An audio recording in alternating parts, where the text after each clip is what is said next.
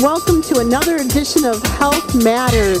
Because your health matters, we are committed to bringing you quality programming under a variety of subjects so you can have power in your life to make healthy living choices.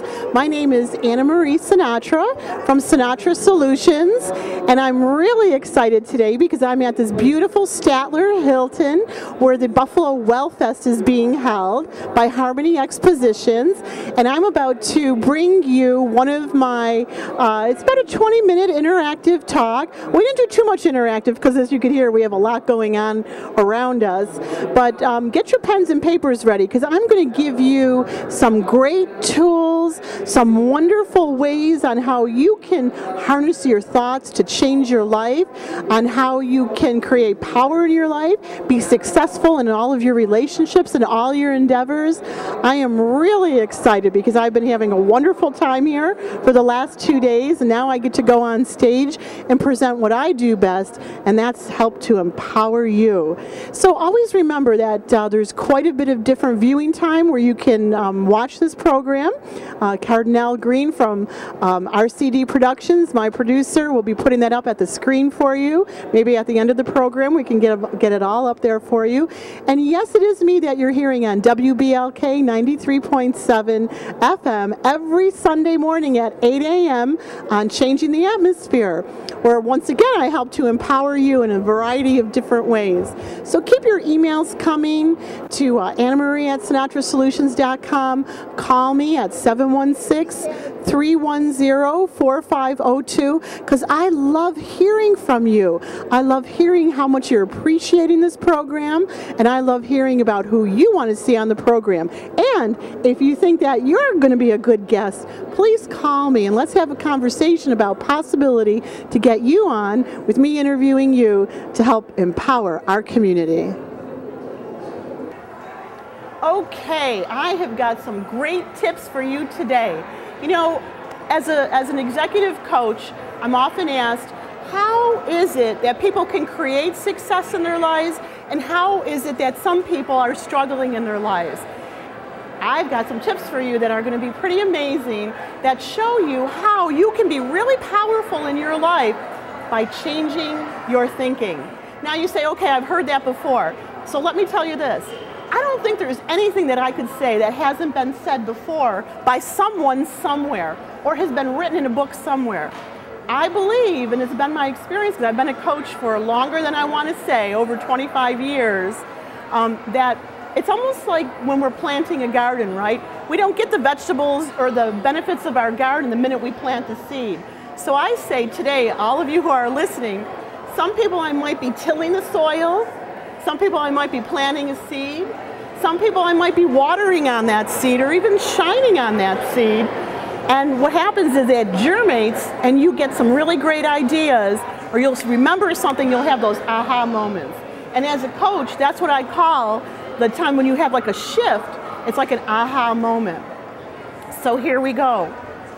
I subscribe to the belief system, as I said, many people do, that we are judging, assessing machines. That we have this background conversation that's going on 24/7, and it's judging and assessing, judging and assessing, judging and assessing all the time. And why does that matter? Because if you don't, and here's the key, notice your thinking. If you don't begin to start to notice your thinking, then your thinking runs you unconsciously, and then we get that victim mentality. Like, why is all this stuff happening to me? Now again, it sounds like something really simple, but trust me folks, this is one of the most powerful tools in the complete entire universe, is noticing your thinking. Again, here's another analogy. It's like if you go to a gym, right? You can't go in a gym and get buffed the minute you go in. You have to go over and over and over and over and over again till you build up those muscles. Well, the same thing when you start to begin to notice your thinking, it's like building up a new muscle. So what happens is you use little tools to help you to notice those thoughts. And I brought some things with me today. As a lot of my clients use these, they'll hang them up, they'll put a rubber band on their wrist, do something different to help you to remember this one really powerful tool. And I love this one because and again, I have all this stuff at my table. And if you're watching on TV, you can email me. and I can send you this stuff via an email as well. But it's about a man, he's in the hospital, and they can't figure out what's wrong with him. And the doctor says, after all these tests, they finally figured out what was wrong with him. He's allergic to his own negative thinking. Allergic to his own negative thinking. So what happens? Let me give you a little example of that right now. Here it goes, the proof in the pudding. What are you thinking about me right now? Right now, notice that you have thoughts. You had thoughts about me when you were coming up. You have thoughts. Some people might start to hear me speak and leave. Some people might turn the channel and not watch, and you don't want to turn because you have made up your mind already whether or not you're going to get value out of today's little interactive session. So why is it important? Because if you don't know that you're doing that, then you're on automatic and you have no control. Your thoughts are running you. And you become that victim mentality. But when you start to notice your thoughts, you go, oh, look at that, there it is again. Oh my goodness, it's so much fun. It's fun and it's frustrating too. Because here I am 25 years into this stuff, right?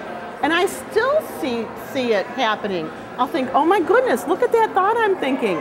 It'll just pop up here and there, like unbelievable, because as human beings, we're judging, assessing machines. So there it is again. What are you thinking right now? What are you thinking about me right now? Because whatever you're thinking will be your experience of me. So I like to say that half of you might be thinking, oh, she's really awesome. She sounds really good. I've been looking forward to hearing her speak. I've heard a lot about her. I've seen her on TV or heard her on the radio. This is really cool. I'm excited. And then some of you might be thinking, I'm sorry that I said I would sit here for the next 20 minutes. I wish I could get up and leave because I don't think this is going to be very valuable. Well, guess what?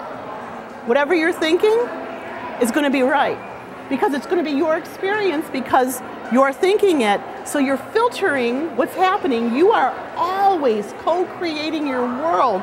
Always, always, always, always, always, always, always, and always. Nothing happens by accident. You create the life that you have. You are directly responsible for it. Now let me say that the half of you who think I'm pretty awesome, I like to believe that you guys are the right ones. You're supposed to laugh on that one. but the idea is that whatever that you're thinking will be the truth. I don't know if you've ever seen that little cartoon too about there's a picture of a lady. Half the people see the old lady, half the people see the young lady. I have that on my website and I can email it to you too if you like a copy of it. That's pretty powerful too. I'll use that in my personal coaching, no matter who I'm coaching, because it's a reminder. I have one client right now who remained nameless, who still can only see the old lady. He cannot see the young lady. And what does that show? It's a direct example of how we're thinking. We're almost like horses in a race, right? We have blinders on and we go through life. Everything keeps happening. And unless we start to notice how we're thinking, again, I know it's a broken record over and over again, but it's like that mind gym. We got to practice it to learn it, to be effective in it. What we think about, we materialize. So again, stop and think. What are you thinking right now? Just notice, what are you thinking right now? Now here's the butt kicker. How we think serves us. It really serves us. I use this other cartoon that I have, and again, you can come to my table afterwards. It's a Charlie Brown cartoon. And he said, you come over to the table and get it. I usually put them up on the slides, but I thought with all this going on today, it'd be a little bit too much. So Charlie Brown's walking around in his depressed stance, and he's, his shoulders are down, and he's looking all sad. And Lucy tells him, Charlie Brown, you have to pull your shoulders up and be positive and, get into life and don't feel so negative about things. And he says, why would I want to do that? If you're going to get anything out of being sad and depressed, you have to walk around like this. So what does that mean? It means, believe it or not, like I said, now I'm not the first one to say this, believe it or not, what we're creating in our life, no matter how much we complain about it, we're getting something out of it. We're getting something out of it. Because if you have a constant complaint somewhere in your life, you're complaining over and over and over and over again about something, you're getting something out of it. It's proven, it's been written about. I'm not the first one to say it. You have to be ready to give up. Maybe some people like being a victim. Some people like being a martyr. Some people like being a caretaker. Some people like whatever it is, drama, right? We can get addicted to drama. Whatever it is, there's something there for you to look at. That constant, persistent complaint in your life is the key for you unlocking why your life is the way that it is. Now again, I know I'm saying all these things and I'm throwing them out really quick, but no, that's why coaching is so powerful. Because when I'm working one-on-one, or when I'm in a situation where we're not in a big health fair today, and we're working maybe in a group coaching situation, we can ask questions, we can dive into it more, because how you're thinking really matters. It's the key to you creating success everywhere that you go. So your attitude. I've got the Charles Swindoll quote. I'm sure you've all heard about that one. I have that too at my table if you want to come by and get that. Or you can email me to get this information as well, or go on my website. The Charles Swindoll quote says he is convinced that 90% of what happens in his, 90% is how he's thinking about what happens in his life. 10% is what is actually happening. 90% is how you're viewing it, how you're thinking about it. And the only way to change around how you're thinking about something, the only way is to start noticing how you're thinking. So again, right now, stop and think about what you're thinking about. What are you thinking about right now? You know, it's said in all of, if you've ever done any professional speaking or any training in it, that people go in and out thinking all the time, in and out, in and out, in and out. We'll be sitting here listening to me right now, and you might not be judging me or thinking about me. You might be thinking about who you want to visit and what booth after this, or what your grocery list is, or what you got to do later, you know, or what you're doing this evening. We go in and out thinking. And when we're intentional in life, when we're really intentional about noticing our thinking, about changing that thinking, and how do we do that? Here's another key. And again, you can order this DVD. You could go to my table and get this, because these are some really great tools. How do we, once we notice the thoughts, we become aware of them, we're bought in to know that our attitude is really important, how we're thinking, and we're ready to give up. We've been looking at and knowing what it is that we get out of feeling negative, what it is that we're doing. So how do we then go from point A to point B? Well, Deepak Chopra, I would like to tell you this one. This is really good. Deepak Chopra and Wayne Dyer, you might have heard of them. They're actually friends of mine. I've spent time with them in the past. They're two of my coaches and mentors. Wayne Dyer talks about, he was giving a talk to like several thousand people. And everybody's like listening to him and, you know, hanging on his every word. But there was one man in the front row who had his arms crossed like this and his leg crossed and was kicking his leg and like really, you know, and he said, he kept looking at that one man. Forget about the thousands of people that were out there, right? But we focus on that one man, that one negative part.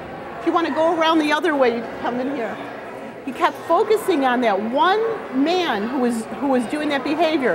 And all he could think about, his background conversation was, this guy must think, I'm not getting anything out of this, that, you know, he's really boring, I'm not interested in this. And he was focusing so much on that man while he's trying to give a motivational speech. This is a well-known, world-renowned author and motivational speaker. So he says at the end of his talk, the man jumps up and is the first one in line to go talk to him.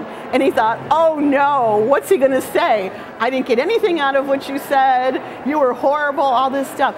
So the man comes right up to him and says, you were so wonderful. Everything you said, it meant so much to me. I've had this major breakthrough. This is so awesome.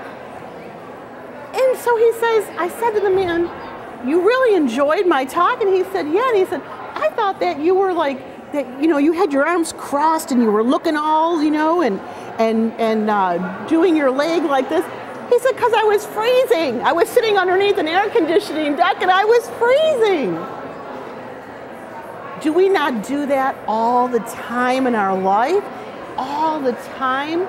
For some reason, for whatever reason, if we don't go to the mind gym, the same way if we don't go to the physical gym, if we don't go to the mind gym, we lose the chance of being completely successful in all areas of our life.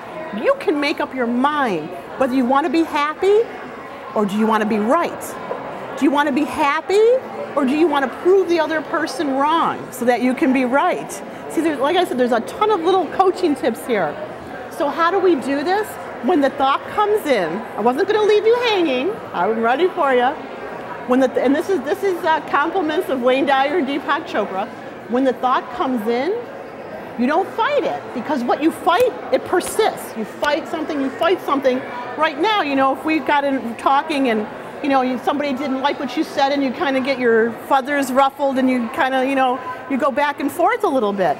But when you take that deep breath and you think about what that person is saying or the thought that's coming in your mind all by yourself, no one else is doing it, you notice it, you notice the thought, and you say, thank you for sharing.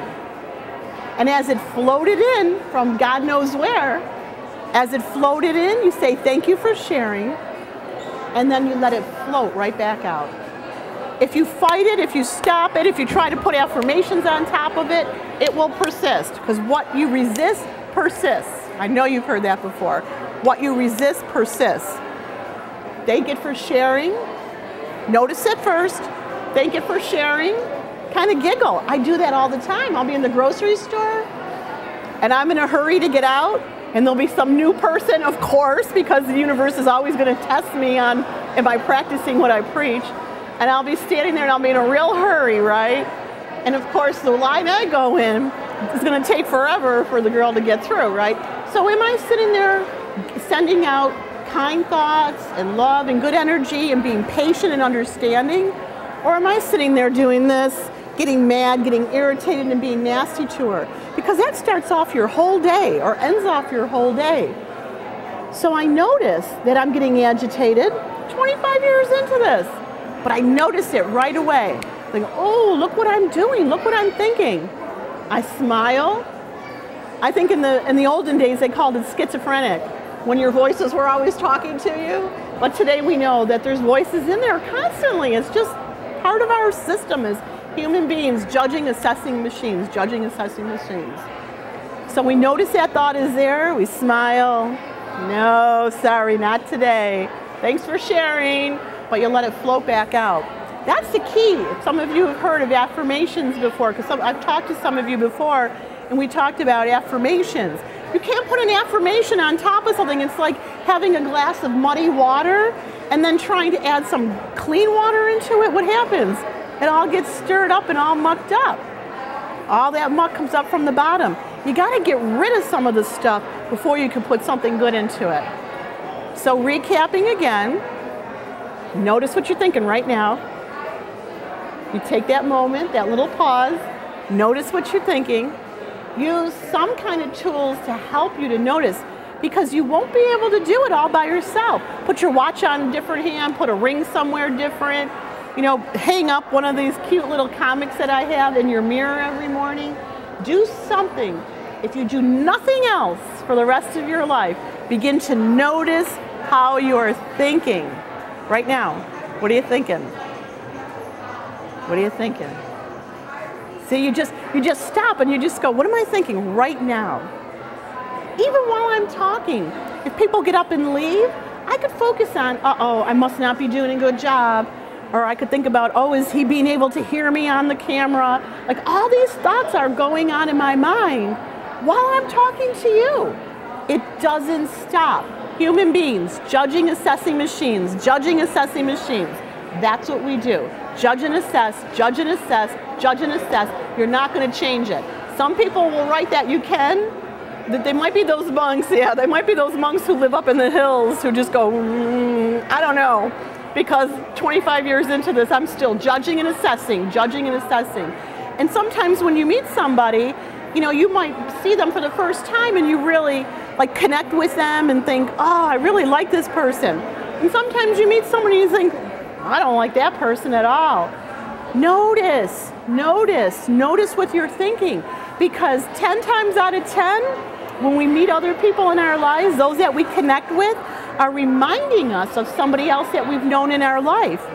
10 times out of 10, those people that we don't like are reminding us, those people that we do like are reminding us. So you really have to notice, right?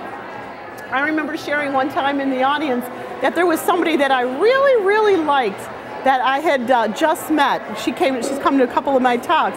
And I noticed immediately, and I said it right during the talk, the reason why is because she reminded me of a cousin that I love so much that moved out of town.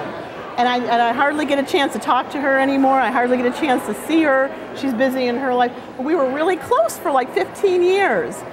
And I noticed that right away I just gravitated towards her. And we're friends. We talk a lot. We do a lot of different things together.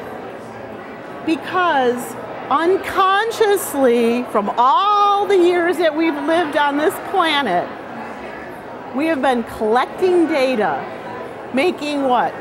Judgments and assessments about people, places, and situations, constantly judging and assessing. What are you thinking right now? Notice what you're thinking right now. Power. There's so much power. It seems sometimes when we hear these things, because even I hear them myself, I listen to this stuff all the time too, by the way. I listen to my motivational speakers all the time. Because you can't go in the gym once, work out, get buffed, and then have a great body for the rest of your life. I'm an example of that because I used to be a physical fitness instructor. I was a coach of physical fitness a long time ago. I'm not anymore, and I think it's pretty evident.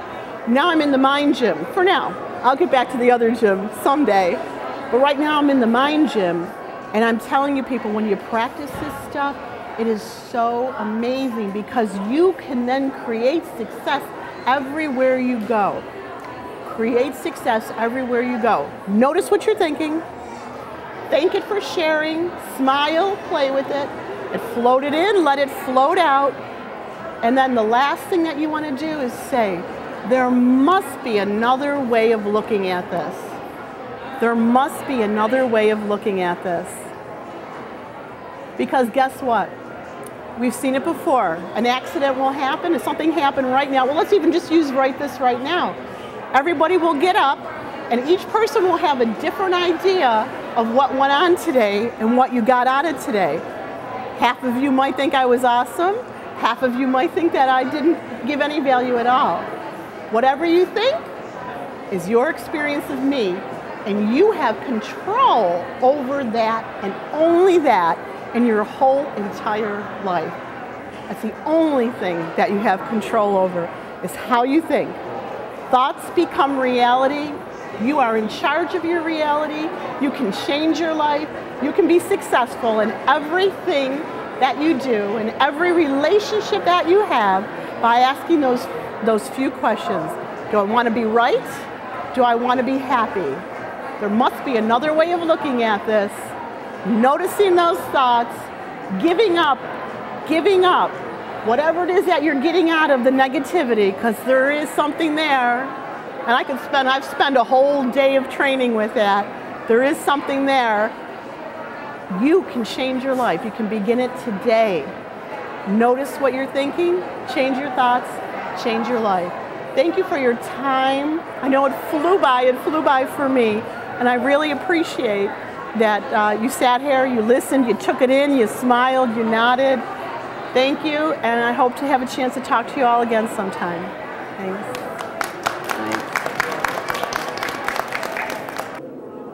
So how about that? You got to see me in action, but once again, and that is because of Randy and Loyal Murphy and your wife Nancy, who's missing, from Harmony Expositions, who, as I told you in the beginning of the show, put on this Buffalo Wellfest. That has been amazing. Thank you so much for the opportunity. Well, thank you very much, Anna Marie, for having Health Matters at Buffalo Wellfest 2009. We had a great show this year. A lot of Western New York employers and employees came down and enjoyed with their families and children, and we look forward to seeing you again next year at Buffalo Wellfest 2010. There we go. Well, I just thank you for the possibility to come and share so much with everyone. This is one of the biggest and the best that I've ever been to, and I appreciate it. And Loyal, if it wasn't for you finding me at a different health fair, thank you so much. Absolutely. Thank you for coming. We've had a lot of great exhibitors, and everybody's helped out a lot. It's been a great show, and I'm really looking forward to next year's show. Hopefully we'll be there again.